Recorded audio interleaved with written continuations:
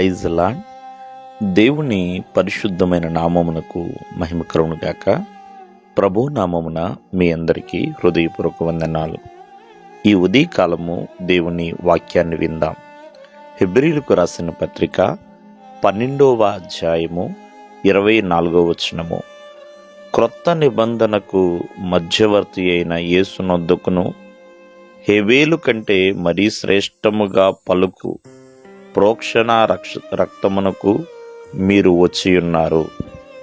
ప్రియులరా, ఇక్కడ యేసుక్రీస్తు వారి గురించి రాయబడిందండి. ఆయన రక్తము గురించి రాయబడింది. మనందరికీ తెలిసిన విషయం ఏంటంటే, ఆనాడు హేబేలు రక్తము ప్రియమైన వారలారా నేల నుండి ప్రభువుని స్తుతిస్తుంది, ఆ దేవాది దేవుణ్ణి గణపరుస్తుందండి. అంటే హేబేలు రక్తము చాలా శ్రేష్టమైనది. నేలలో నుండి కూడా ఆ దేవుణ్ణి స్తుతించగలుగుతుంది. అంతకంటే ఉన్నతమైన, అంతకంటే శ్రేష్టముగా పలుకు ప్రోక్షణ రక్తము, అది నజరేయుడైన యేసుక్రీస్తు వారి రక్తమండి. మరి అటువంటి రక్తమునకు మీరు వచ్చి ఉన్నారు అని ఇక్కడ మనం చూస్తున్నాం. మరి ఆ యేసుక్రీస్తు వారి యొక్క రక్తము మనందరి కొరకు చిందించబడింది. సమస్త మానవాళి పాపము నిమిత్తమై ఆయన కల్వరి శిలువలో రక్తాన్ని చిందించారు. ఆయన రక్తము మాట్లాడదా అంటే ప్రియమైన వారలారా, మరీ శ్రేష్టముగా, అంటే హేబేలు కంటే మరీ శ్రేష్టముగా యేసుక్రీస్తు వారి యొక్క రక్తము మాట్లాడుతుందండి.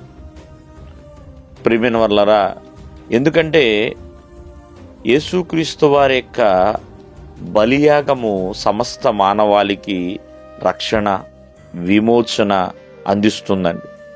అంతేకాదు యేసుక్రీస్తు వారి రక్తము ప్రతి పాపిని పరిశుద్ధునిగా మార్చగలదు, ప్రతి ఒక్కరిని నీతిమంతులుగా మార్చగలదు, ప్రతి ఒక్కరిని స్వస్థపరచగలదు.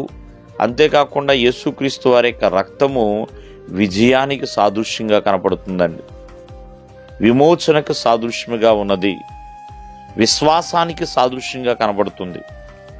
మరి అటువంటి రక్తము యొద్దకు మనము వచ్చి ఉన్నాము అంటూ ఇక్కడ హెబ్రీ గ్రంథకర్త తెలియజేస్తున్నాడు. నిజమే, యేసుక్రీస్తు వారు నా కొరకు రక్తము చిందించి ఉన్నాడు అని ప్రతి ఒక్కరు కూడా గుర్తెరగాలి. యేసుక్రీస్తు వారు ఆ శిలువ మీద మాట్లాడుతూ ఒక 7 విలువైన మాటలు మాట్లాడతాడని. అవన్నీ కూడా ప్రియులరా మానవునికి ఎంతో ఆశీర్వాదకరమైనవి.